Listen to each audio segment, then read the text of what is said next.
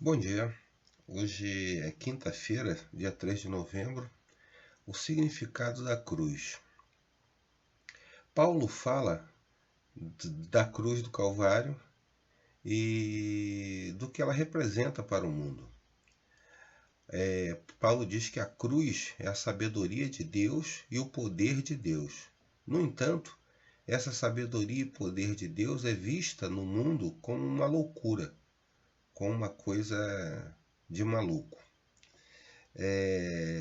A lição fala que, por mais que o ser humano, em sua própria sabedoria, tente se aprofundar, a cruz é algo que a gente não vai conseguir jamais entender totalmente. Olha o que a lição fala. A eternidade nunca será capaz de sondar a profundidade do amor revelada na cruz do Calvário. Foi lá que o amor infinito de Cristo e o egoísmo sem medida de Satanás se encontraram face a face. Então, nós nunca, em toda a eternidade, entenderemos totalmente a sabedoria da cruz, a profundidade dos acontecimentos ali. Cristo não morreu apenas a morte natural na cruz, que todo ser humano tem. Cristo morreu, na verdade, a segunda morte. Na cruz, Jesus morreu a segunda morte, para que nós não precisássemos passar pela segunda morte. A segunda morte é a morte eterna. Jesus ele morreu na angústia e no sofrimento da morte eterna, na cruz do Calvário.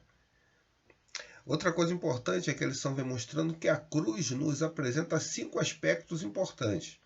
Primeiro aspecto, a cruz é a revelação suprema da justiça de Deus contra o pecado. Na cruz você vê que a justiça de Deus é implacável contra o pecado.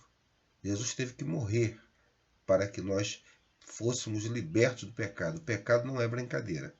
Segunda coisa, a cruz é a revelação suprema do amor de Deus pelos pecadores. Por ele amar tantos pecadores, ele deu o seu filho para morrer por nós, para que nós tivéssemos libertação do poder do pecado. Terceira coisa, a cruz é a grande fonte do poder para quebrar as cadeias do pecado. Só temos poder para vencer as cadeias do pecado ou as correntes do pecado se nós estivermos ligados a Cristo, olharmos para a sua salvação e aceitarmos a sua salvação. Quarto aspecto, a cruz é nossa única esperança de vida eterna. Paulo fala que somente através de Cristo, da sua morte, é que nós temos esperança de viver eternamente. Porque Deus amou o mundo de tal maneira que deu o seu Filho para que todo aquele que nele crê não pereça, mas tenha o quê? Vida eterna. João 3,16. A cruz é o único antídoto contra a futura rebelião do universo. Aqueles que foram salvos na cruz do Calvário jamais retornarão a pecar contra Deus e a se rebelar contra Deus durante toda a eternidade. Que maravilha! Isso está em Apocalipse capítulo 22, versículo 3, e também em Apocalipse 7, 13 a 17, que fala que nunca mais a rebelião se levantará nesse mundo.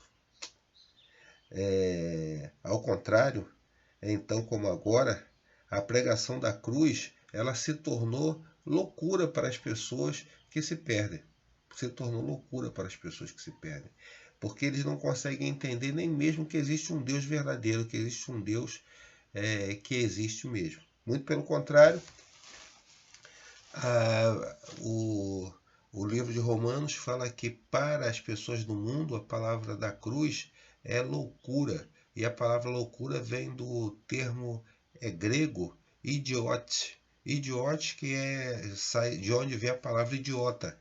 Idiota é aquele que se concentra em si mesmo, só olha para dentro de si mesmo, não olha para o todo, né? Não presta atenção em tudo. Então eles achavam que aqueles que pregavam sobre a cruz só ficavam olhando para si mesmo. E eles é que eram os inteligentes. Mas na verdade, a Bíblia fala que quem olha para a cruz, olha para o todo. E aquele que não olha para a cruz é que é o verdadeiro idiota. Amados, que Deus nos abençoe. Um bom dia. Até mais. Tchau, tchau.